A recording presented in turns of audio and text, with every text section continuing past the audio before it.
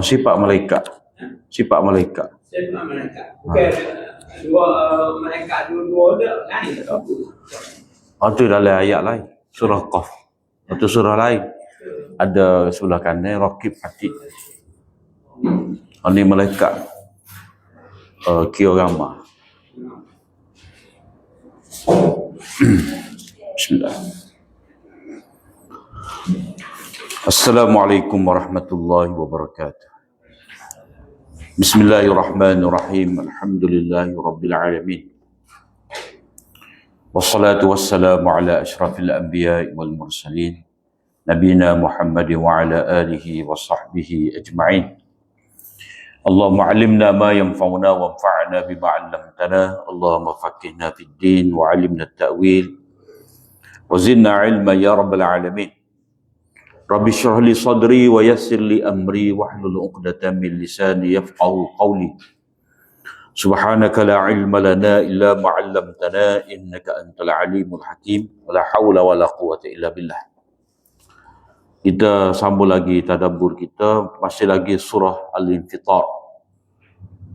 Surah yang ke-82. Ayat yang ke-9. A'udzu billahi minasyaitonir rajim. Kalla bal tukazzibuna bid-din wa inna 'alaikum lahafizin kiraman katibin ya'lamuna ma taf'alun. Innal abrara lafi na'im wa innal fujjara lafi jahim yaslawnaha yawmaddin. Kalla bal tukazzibuna biddin. Bahkan, mana jangan sesekali, bahkan kamu sentiasa mendustakan dengan din, yakni hari pembalasan, ataupun kamu mendustakan tentang balasan yang Allah Ta'ala akan berikan kepada kamu, ataupun kamu mendustakan tentang agama itu sendiri. Sebab perkataan din itu dengan arti ketaatan, kepatuhan kepada Allah SWT. Din itu dengan arti agama, pengabdian diri pada Allah SWT, dan din itu juga adalah pembalasan. Jadi dalam ayat yang terdahulu, Allah SWT menyebut panggilan dia dengan bertanya, Ya ayyuhal insanu ma gharraka bi rabbikal karim. Wahai manusia, apakah yang telah memperdayakan engkau sehingga engkau apakah yang memperdayakan engkau sehingga engkau derhaka kepada Allah SWT. Maknanya kelalaian manusia itu dalam kehidupan dia sehingga dia leka, dia ralik. Sedangkan Allah SWT itu telah memberikan kepada manusia begitu banyak nikmat, maka tuntutan daripada nikmat yang diberikan kepada mereka itu sewajarnya mereka bersyukur. Bersyukur dengan beriman kepada Allah SWT, dengan mematuhi perintah-perintah Allah SWT. Bila kata beriman dengan Allah SWT ni, mana beriman dengan hari pertemuan dengan Allah Ta'ala, itulah Yaumuddin, hari pembalasan. Beriman dan juga bersyukur kepada Allah SWT itu dengan cara mentaati perintah Allah Ta'ala, dan perintah Allah Ta'ala itulah din, agama. Jadi balik kepada ayat kalla bal tukadzibuna biddin, sesekali jangan, maknanya sesekali jangan kamu terpedaya dengan nikmat-nikmat yang telah diberikan kepada kamu yang begitu banyak, yang berterusan itu, sehingga kamu mendustakan perintah Allah. Kamu tidak percaya hari pertemuan dengan Allah. Kamu tidak percaya kepada pembalasan. Maka digunakan perkataan kalla ni, ada sebagai takrir, maknanya memberi amaran keras. Maknanya sebenarnya tidak ada yang memperdayakan kamu melainkan keadaan diri kamu tu sendiri yang tidak bersyukur kepada Allah SWT. Jadi bukanlah Allah Ta'ala itu memperdayakan kamu dengan nikmat yang diberikan kepada kamu, tetapi kamu terpedaya dengan nikmat, dengan kelebihan, dengan kurnia yang Allah Ta'ala berikan kepada kamu dengan rupa yang lebih mulia daripada haiwan-haiwan yang lain. Jadi oleh kerana hari pembalasan itu, hari akhirat, hari Allah Ta'ala memberikan keadilan kepada manusia, maka sebagai keadilan daripada Allah SWT ni, Allah Ta'ala telah menugaskan para malaikat untuk menjaga manusia dengan mencatat segala amal yang manusia buat. Wa inna alaikum lahafizin.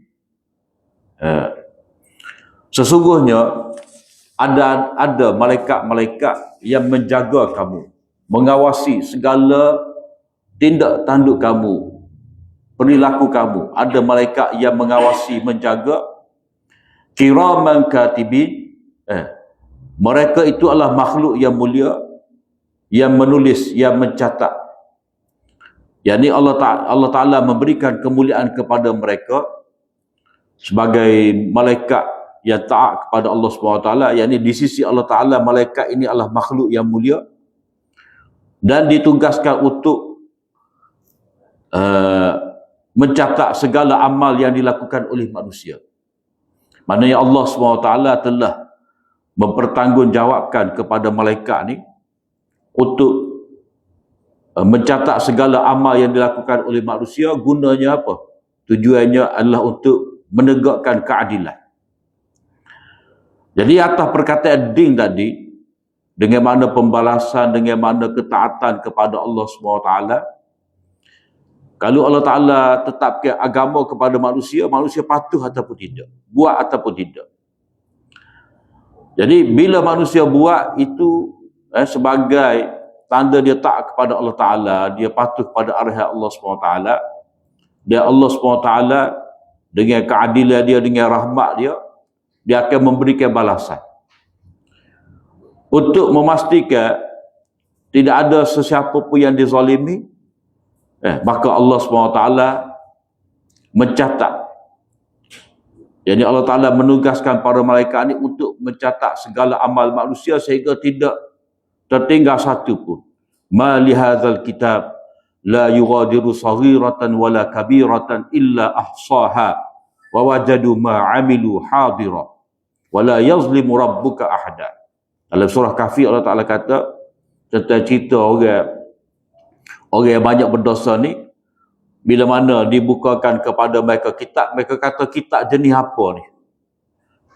Dia punya audit, dia punya penyata tu dengan begitu lengkap sekali. Tidak mereka dapati dalamnya itu amal yang besar, amal yang kecil, semua tercatat. Ada di hadapan mereka itu, dan Allah Ta'ala tidak menzalimi mereka. Maknanya ada satu demi satu amal perbuatan yang mereka buat itu tercatat. Jadi manusia akan diberi balasan, dihisap terlebih dahulu dan dikemukakan rekod-rekod apa semua ni, supaya manusia tahu bahawa Allah SWT tidak menzalimi mereka.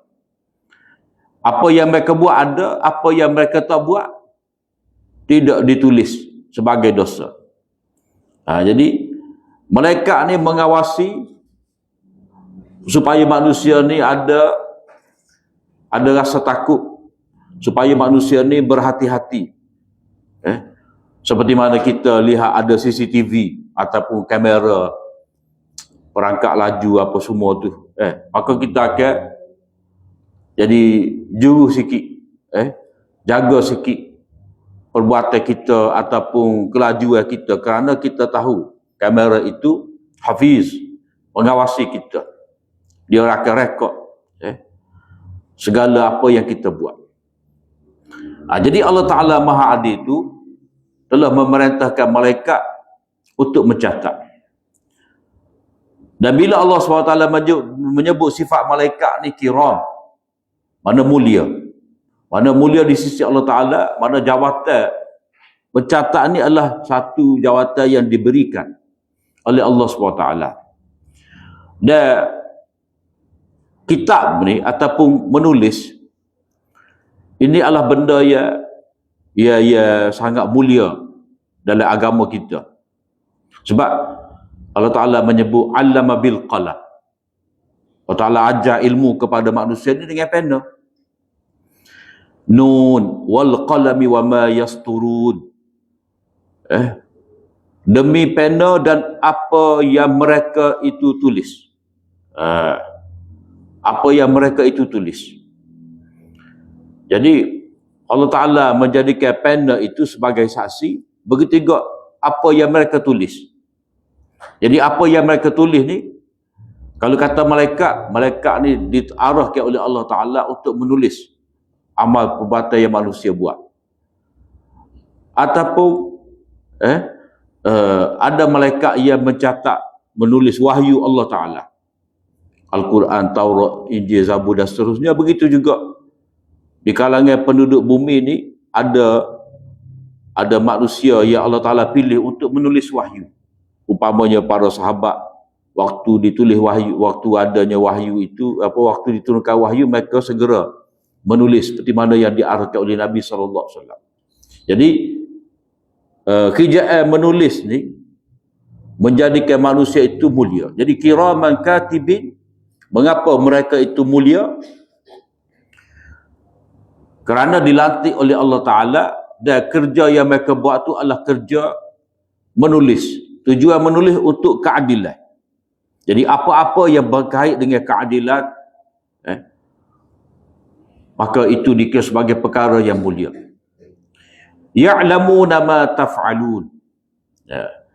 Bila disebutkan malaikat ini, wa inna alaikum lahafizin, malaikat ini sifat dia mengawasi kamu, maka tentu sekali mereka mengetahui apa yang kamu buat. Pada perbuatan kamu tu, malaikat tahu dan mereka catat. Jadi mereka itu catat dengan adil kerana atas sifat mulia tadi. Jadi kalau benda itu tidak dibuat oleh manusia, malaikat tidak catat. Sama ada benda baik ataupun benda yang buruk yang dilakukan oleh manusia, malaikat tahu dan dia tulis. Jadi hak dia tulis tu atas hak dia tahu, atas hak malaikat nampak apa yang manusia buat. Jadi dalam ayat berikut ni, innal abrara lafi na'im. Innal abrara lafi na'im, maknanya ini menjelaskan tujuan malaikat ini menulis, iaitu mencatat amal kebaikan yang dilakukan oleh manusia. Selain daripada itu, ayat ya'lamuna ma taf'alun, malaikat tu mengetahui lalu dia mencatat apa yang kamu buat ni, ini juga sebagai peringatan, tanbih ataupun zajar, amaran keras kepada manusia, yang mana dalam ayat yang ke-6, insan ini yang Allah Ta'ala tanya soalan kepada mereka, mengapa mereka terpedaya dengan nikmat yang Allah Ta'ala berikan kepada mereka ni, ini lebih merujuk kepada orang kafir. Jadi orang kafir ni, mereka mengingkari akhirat. Bilakah mereka ingkar akhirat? Iaitu bila diperingatkan kepada mereka berhenti daripada buat kezaliman, maka Allah Ta'ala akan hukum kamu. Orang ni mengingkari tentang hari akhirat, bila mana mereka kata, tak apa, kita semua malaikat akan menyelamatkan kita di akhirat. Jadi itu kesyirikan. Jadi perbuatan yang mereka buat, yang ni syirik kepada Allah, menjadikan malaikat sebagai anak-anak Allah, mereka buat kezaliman, kejahatan, ataupun dalam ayat ni Allah SWT menyebut fujar. Fujar, mana kejahatan-kejahatan yang mereka buat. Jadi malaikat tahu, malaikat catat apa yang mereka buat, yakni benda yang mereka buat yang berpunca daripada kekufuran mereka terhadap nikmat-nikmat Allah Subhanahu Wa Taala. Jadi mereka kata kita buat ni tak ada siapa nampak. Mana ada nampak malaikat. Dan mereka agak mereka ni akan sentiasa berpihak pada mereka. Jadi Allah Ta'ala kata kiraman katibi ni, malaikat yang mulia, dia tidak bias kepada mana-mana pihak. Malaikat ini benar-benar adil. Bila kata mulia, mana dia tidak cuai lah. Kalau kita kata jaga atas dunia, pagi pun dia tidur, malam pun dia tidur, tak panggil jaga, ia layak dibayar gaji. Sebab orang akan kata kita tak bayar untuk demo tidur, kita bayar untuk demo buat kerja. Jadi mulianya malaikat ni, mereka begitu amanah atas apa yang dipertanggungjawabkan kepada mereka, mereka tidak cuai. Dan perkara ini Allah SWT ada menyebut dalam surah Qaf ayat 18. Ma yalfizu min qawlin illa ladaihi raqibun atid. Tidak ada satu pun perkataan yang dilafazkan, yang terkeluar daripada mulut manusia itu, melainkan di sisinya itu ada raqib atid, ada malaikat raqib atid yang sentiasa bersedia mencatatnya. Jadi Allah SWT menyebut dalam surah Qaf ini ayat 18.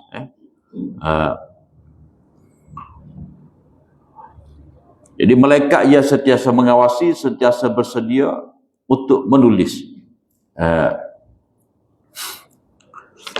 Dan malaikat ni dia ada kiri dan kanan manusia.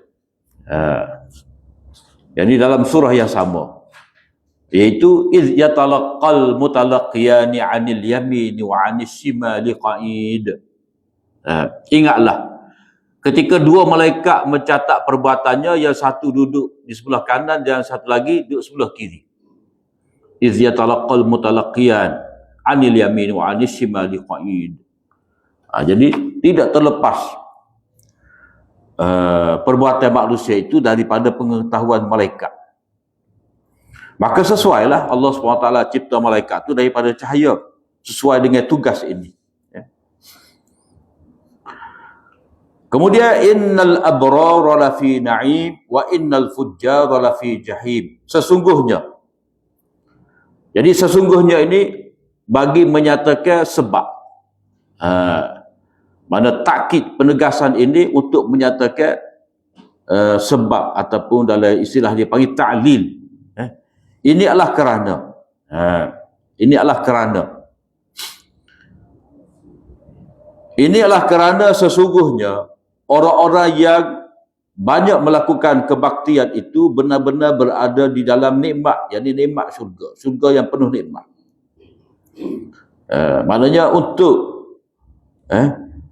memastikan orang beriman itu wajar mendapat balasan yang sempurna kerana amal perbuatan mereka, maka dengan sebab itulah Allah Ta'ala telah amanahkan, telah tugaskan malaikat untuk menjaga manusia, mencatat amal yang manusia buat. Dan kalau mengikut cara Imam Waliullah ni, iaitu malaikat ni dia tidak hanya ada malaikat yang mencatat, dan ada juga malaikat yang memberi ilham perkara-perkara yang baik kepada manusia supaya manusia buat. Seperti mana di awal surah Ghafir, surah Syura, Allah Ta'ala menyebut bahawa malaikat ni dia beristighfar untuk orang-orang yang beriman. Maka orang beriman akan mendapat keampunan Allah Ta'ala. Orang beriman akan sentiasa mendapat kebaikan. Seperti mana ada malaikat yang mengutuk perbuatan hamba. Contohnya isteri yang tidak ada apa-apa alasan dia menolak ajak ke suami dia, maka malaikat mengutuk dia. Jadi kalau dia rasa bersalah tu, itu adalah kerana kutukan daripada malaikat tu lah. Jadi kalau dia jenis orang yang sedar, maka dia akan minta maaf lah daripada suami dia tu kerana sikap dia tu. Tapi kalau dia wadak je, mungkin malaikat itu tidak apa ni, kutukan daripada malaikat itu tidak memberi apa-apa kesan kepadanya. Jadi adanya malaikat ni sebagai makhluk yang dapat memberi ilham kepada manusia untuk buat benda-benda baik. Maka dia sebab itulah bila kita berada dalam masjid ni, lepas daripada semaya, ada suasana beribadat pada Allah SWT, malaikat duk berdoa pada kita. Malaikat duk berdoa kepada kita, dan malaikat akan berhenti kalau kita buat sesuatu yang tidak sesuai dengan keadaan malaikat tu. Contohnya orang tu ketuk ke, berbau busuk dan sebagainya, maka malaikat tidak lagi mendoakan untuknya. Seperti mana malaikat ni, dia berdoa kepada orang yang infak. Allah ma'ati munfiqan khalafa wa a'ti mumsikan talafa. Ya Allah, berikanlah kepada orang yang infak ni gantian. Maknanya waktu hamba itu bersedekah pada waktu pagi itu, ada doa malaikat supaya orang itu dapat gantian atas dia infak. Orang yang bakhil, yang tidak mahu memberi itu, malaikat doa mendapat kebinasaan, ada kebakhilannya. Jadi ada malaikat ni sebagai dorongnya juga untuk orang beriman itu terus melakukan amal kebaikan. Sebab dalam ayat ni menyebut innal abrara lafi naim. Orang yang banyak melakukan ketaatan ni, dia benar-benar dalam syurga penuh nikmat, kerana antara sebabnya dia mendapat doa malaikat. Mana dia tu sendiri adalah orang yang taat kepada Allah SWT. Dan bila Allah SWT nak memberikan taufik kepada dia, nak menjadikan dia istiqamah dalam iman dan amal, maka ada doa daripada malaikat untuk mereka.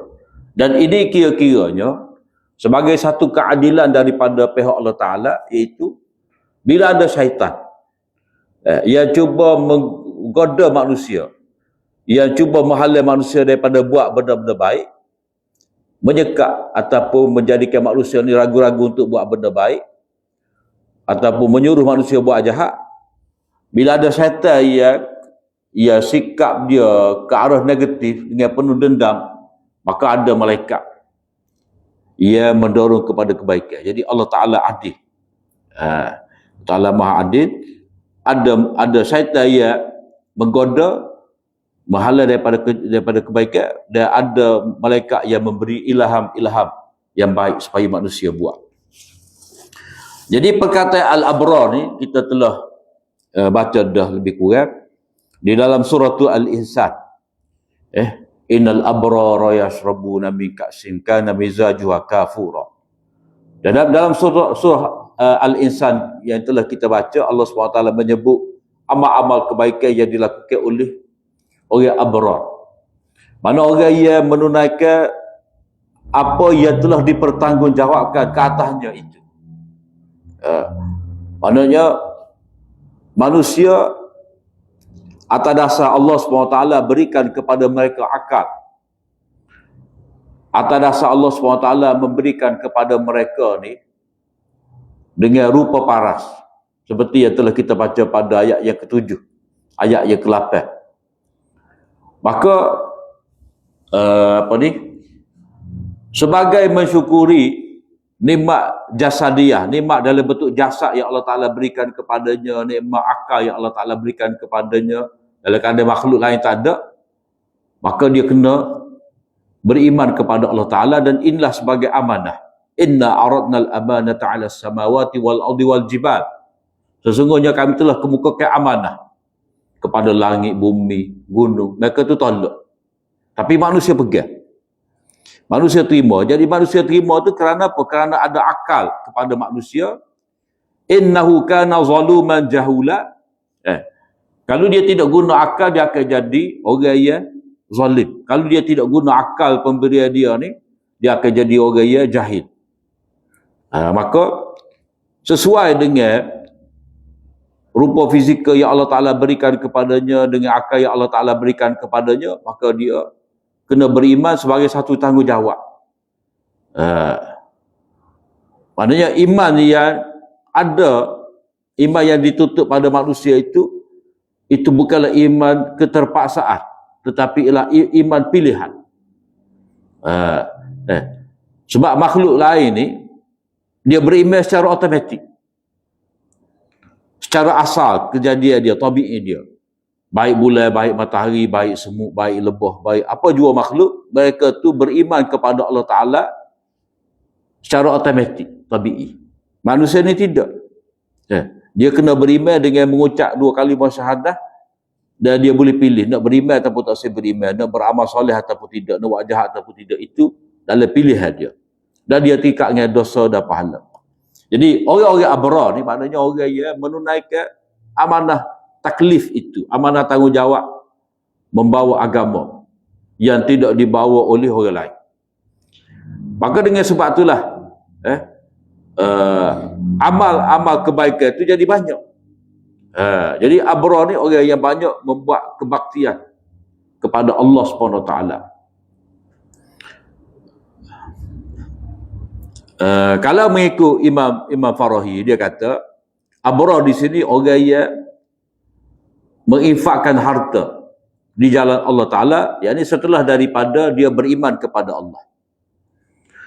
Maknanya dia dengan tubuh badan dia tu, dengan akal fikiran dia beriman kepada Allah. Dengan tubuh badan dia tu dia menunaikan solat, mensyukuri nikmat akal dengan beriman.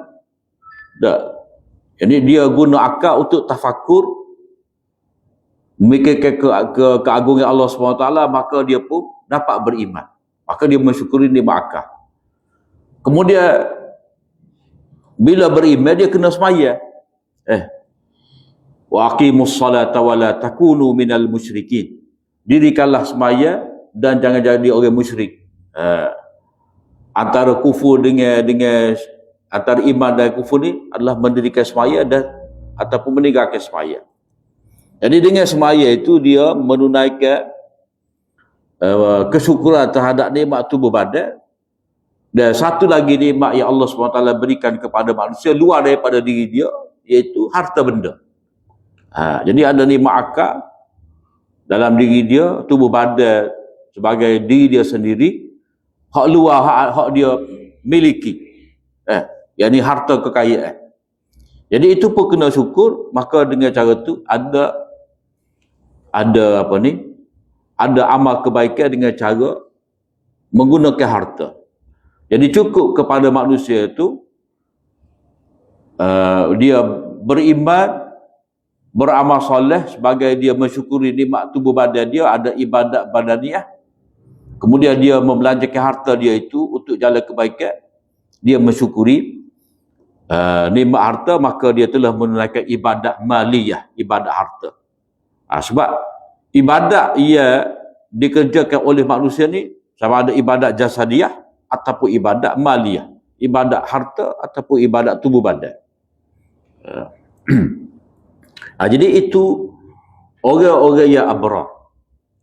Kemudian bila Allah SWT menyebut bersekali ni, mana tidak ada pemisahan. Selepas daripada ayat 13 yang menyebut al-abrar dalam syurga penuh nikmat, dan terus wa innal fujjara lafi jahim, orang yang banyak melakukan kejahatan itu berada dalam neraka jahim, neraka yang menjulang-julang apinya. Maka ini dengan maksud untuk menyatakan bahawa Allah Ta'ala itu adil.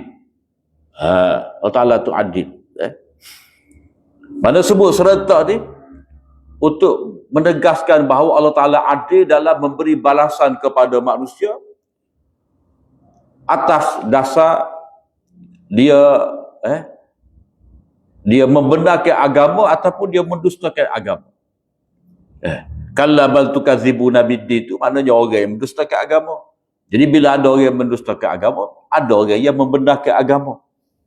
Jadi orang yang membenarkan agama itulah yang melakukan perkara-perkara kebajikan. Jadi bila al-abrar itu, orang yang membenarkan agama, fujar itu orang yang menolak perkara agama, maknanya mereka melakukan perbuatan, dua kumpulan ini melakukan perbuatan yang bertentangan sama sekali. Jadi bila bertentangan sama sekali, maka tentu sekali mereka mendapat balasan yang tak sama. Mereka mendapat balasan yang berbeza. Abrar dalam syurga penuh nikmat, fujar dalam neraka yang penuh azab. Jadi bila balasan itu tidak sama, itu menandakan Allah Ta'ala adil. Maka ini sebagai peringatan kepada kafir Quraisy, yang sentiasa mendakwa bahawa mereka akan mewarisi syurga. Sebab mereka, hujah mereka, kita kaya di dunia, kita kaya juga di akhirat. Itu hujah yang selalu mereka buat. Untuk membuktikan bahawa mereka itu benar, mereka kata kita ni atas dunia kaya, kalau ada akhirat kita pun kaya juga. Jadi Allah SWT menafikan pegangan mereka itu dengan mengatakan tidak sama balasan orang yang buat kebajikan dengan orang yang melakukan kejahatan. Itu keadilan Allah SWT. Jadi Allah SWT sesekali tidak akan menyamakan balasan antara dua golongan ni. Dan perkara ni adalah perkara fitrah manusia atas dunia, sebab ia layak mendapat penghargaan orang yang ada jasa, ada bakti. Orang yang khianat kepada negara, dihumban dalam penjara ataupun dibuang daerah, dilucutkan ke negaraan. Itu benda yang maklum kepada kita bahawa keadilan itu menghendaki balasan yang berbeza. Jadi natijah abrar itu dengan mendapat syurga, natijah bagi fujar itu mendapat neraka jahim. Jadi itulah gunanya Allah Ta'ala menjadikan mereka itu mengawasi amal perbuatan manusia dan mencatat segala apa yang mereka buat atas dasar untuk memasukkan orang itu dalam syurga ataupun memasukkan orang itu dalam neraka. Itu keadilan Allah Subhanahu Wa Taala. Kemudian dalam ayat ini Allah Subhanahu Wa Taala tidak memperincikan nikmat untuk orang-orang yang berbakti ini. Kerana seperti yang telah kita sebut sebelum daripada ni, dia punya mizaj surah ini, mana sifat surah ni dia lebih kepada inzar, amaran keras, untuk memberi peringatan, untuk menakutkan manusia, maka tidak didetailkan nikmat untuk mereka itu. Tetapi akan didetailkan lagi, nanti akan ada dengan detail untuk mereka ni dalam surah berikut ni, surah Mutaffifin. Situ detail. Sini satu ayat saja yang menggambarkan balasan untuk orang-orang yang banyak melakukan kebaktian kepada Allah SWT. Jadi sebab apa? Sebab surah ni lebih kepada inzar. Mizaj surah ni adalah surah inzar. Maka dengan sebab tu tidak didetailkan bentuk nikmat untuk al-abrar.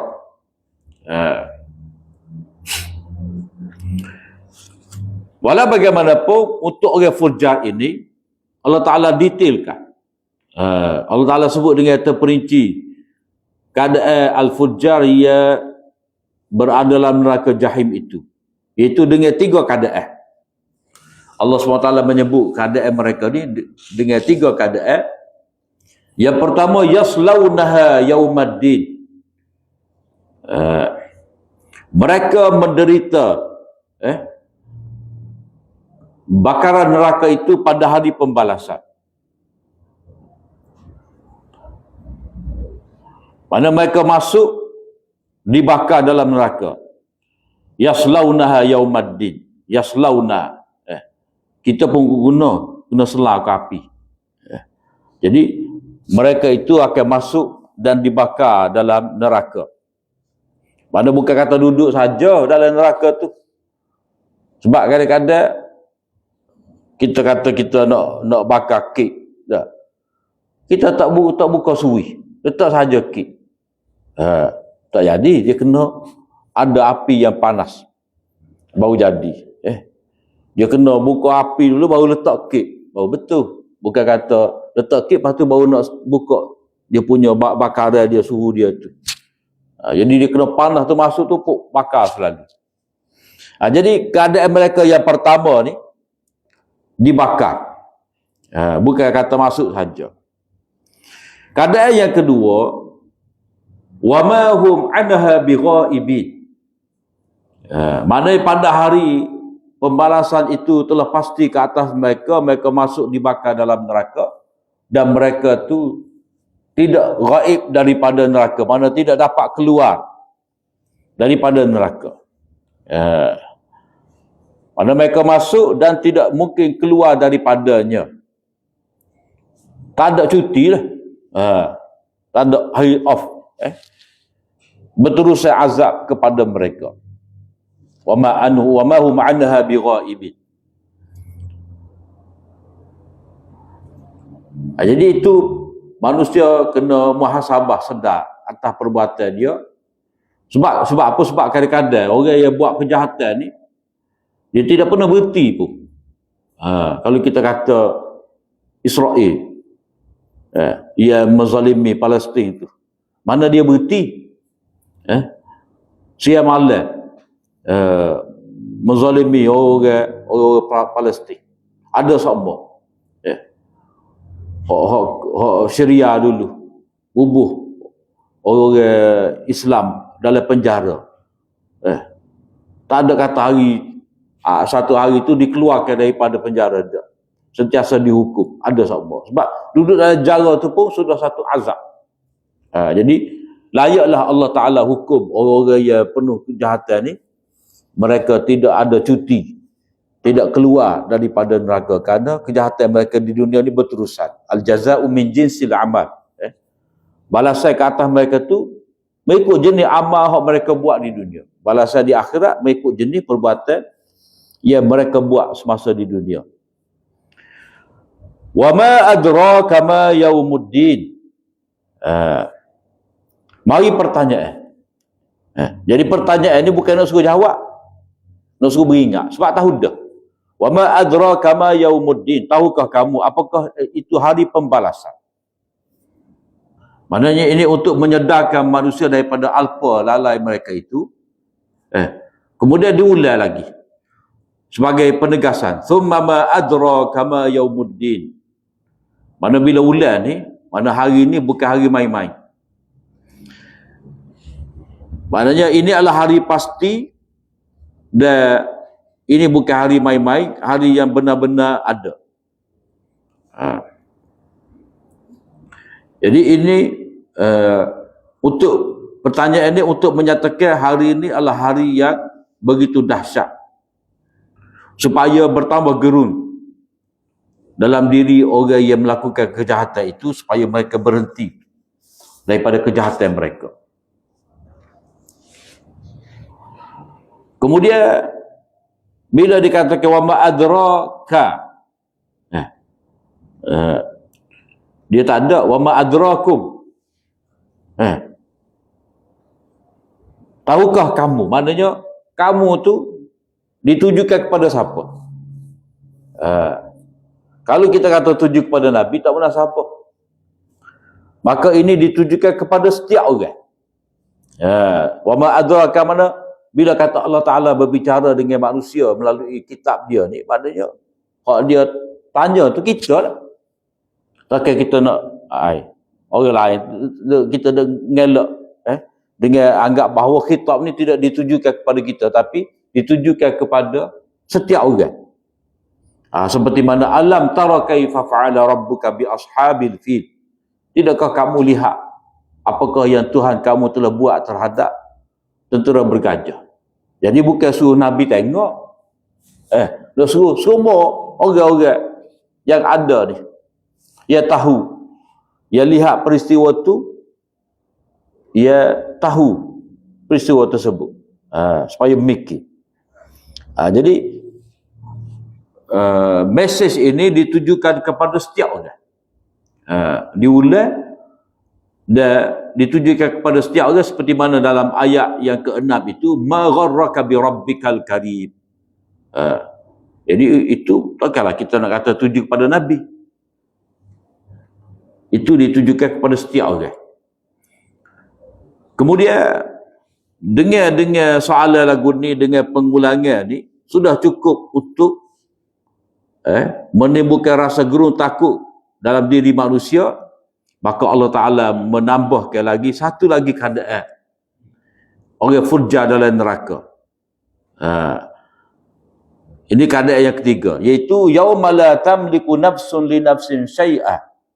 Pada hari itu tak ada satu jiwa yang berkuasa untuk menyelamatkan jiwa mana-mana jiwa. Tidak ada satu jiwa pun, tidak ada satu diri pun yang dapat menolong, berkuasa untuk menolong jiwa yang lain walaupun syai'ah, walaupun sedikit. Tak boleh langsung. Tidak dapat memberi pertolongan sedikit pun kepada mana-mana orang, kerana bukan kuasa mereka. Maknanya orang-orang kafir atas dunia ni, mereka sentiasa berharap kepada syafaat. Syafaat malaikat. Ahli musyrikin Mekah, dia berharap kepada syafaat malaikat. Orang Nasrani, dia berharap kepada syafaat daripada Nabi Isa, daripada Maryam. Orang Yahudi, dia mengharapkan syafaat daripada Nabi Musa, Nabi Ishak, Nabi Yaqub. Di kalangan umat Muhammad ni, ada berharap syafaat daripada Habib, keturunan Nabi. Ataupun berharap kepada syafaat Nabi, tetapi mereka tidak ikut sunnah Nabi. Macam mana nak dapat syafaat? Jadi hari itu tak ada siapa pun, maknanya hatta Nabi, Rasul, malaikat, wali, jin, semua tu tidak dapat menolong orang lain. Tak berkuasa. Jadi macam mana boleh ada syafaat? Yang ni setelah Allah Ta'ala izinkan.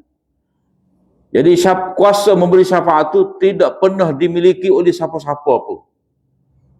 Daripada sekarang, sapalah hari Allah Ta'ala membenarkan. Lepas pada itulah baru Allah Ta'ala izinkan untuk diberikan syafaat. Kerana apa? Wal amru yawma idzin lillah, kerana urusan, kerana keputusan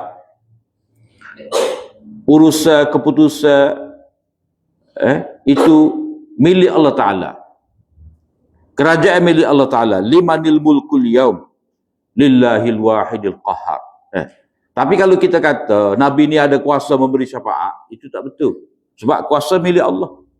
Maknanya Nabi dapat memberi syafaat kepada umat dia tu pada waktu Allah Ta'ala izinkan kepadanya.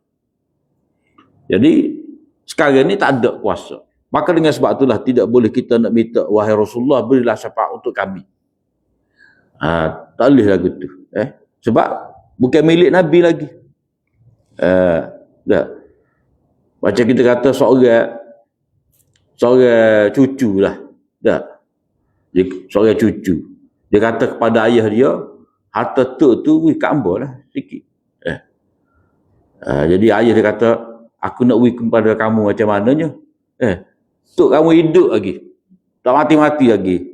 Tak tahu, takut aku dulu mati pada tok kamu tu. Jadi maknanya, walaupun anak tu boleh mendapat pusaka daripada ayah dia, tapi dia ada syarat dia. Ada waktu dia. Maka samalah juga syafaat di akhirat ni. Dia tidak pernah dimiliki oleh mana-mana diri, individu. Baik Nabi, baik malaikat, baik wali, semua tu tidak ada memiliki benda tu. Sebab Allah Ta'ala menyebut di sini, nafsun li nafsin syai'ah. Yauma la tamliku nafsun li nafsin syai'ah. Dia mari dalam bentuk nakirah. Nakirah ni dalam ayat nafi. Nakirah dalam ayat nafi menunjukkan kepada umum. Tak kira. Siapa pun tak ada kuasa.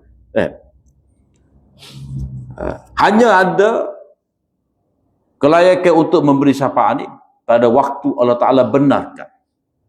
Itu kalau kita baca dalam hadis Muslim tu, setelah Nabi bermunajat pada Allah Ta'ala, memuji nama Allah Ta'ala dengan nama-nama Allah, dengan nama Allah Ta'ala hak yang telah diajarkan kepada umat dia, hak Allah Ta'ala ajarkan kepada Nabi, hak Allah Ta'ala ajarkan pada waktu tu, hak tidak pernah diajar semasa di dunia. Jadi apa ni, ini peringatan kepada orang kafir ataupun orang yang tidak mahu beriman, yang mana mereka sepenuhnya bergantung kepada iman orang-orang terdahulu. Itu tidak boleh, sebab masing-masing kena beriman kepada Allah Ta'ala. Tilka ummatun qad khalat laha ma kasabat walakum ma kasabtum. Itulah generasi dahulu yang telah berlalu pergi dengan iman dan amal mereka telah buat, dan kamu pun kena buat juga. Maknanya bila keputusan pada hari itu terletak pada kehendak Allah Ta'ala, kerana itu adalah kerajaan milik dia, maka kita kena ikut kehendak dia. Yang ni, semasa hidup di dunia ni, hendaklah mematuhi agama Allah Ta'ala supaya mendapat balasan yang baik. Kemudian kita akan baca nanti surah Al-Mutaffifin. Ini pun sebenarnya perincian seperti yang kita katakan tadi, perincian kepada golongan Al-Abrar yang disebutkan dengan ringkas dalam surah Al-Infitar ini. Mana satu surah tu masih lagi dengan apa ni, orang panggil dengan wacana yang sama juga, dengan perbincangan yang sama juga. Wallahu a'lam. Wa akhir da'wana alhamdulillah. Jadi ayat yang ke 19 tu kan, dia nak tuju kepada orang kafir. Maknanya sebagai peringatan, maknanya tak, orang beriman pun dia tidak boleh nak bergantung kepada iman dan amal orang lain. Ini seperti mana hak kita baca dalam surah-surah berikut ni lah. Liman sya'a minkum an yastaqim. Orang itu kena ikut jalan yang lurus. Siapa-siapa. Begitu juga dalam surah Abasa ni. Yauma yafirrul mar'u min akhi wa ummihi wa abihi wa sahibati wa banihi likulli imri'in minhum yauma idzin sya'nu yughni. Ada hal masing-masing. Mana semua? Maknanya peringatan kepada semua manusia atas dunia ni. Begitu juga dalam surah An-Nazi'at baru ni, wa amma man khafa maqama rabbih wa nahan nafsa 'anil hawa. Begitu juga pada ayat ayat 39 surah An-Naba. Zalikal yaumul haqq faman syaa'a attakhadha ila rabbih ma'aba. Jadi Allah Ta'ala sentiasa mengulangi perkara yang sama dengan cara yang sedikit berbeza. Wallahu a'lam. Wa akhir da'wana alhamdulillah.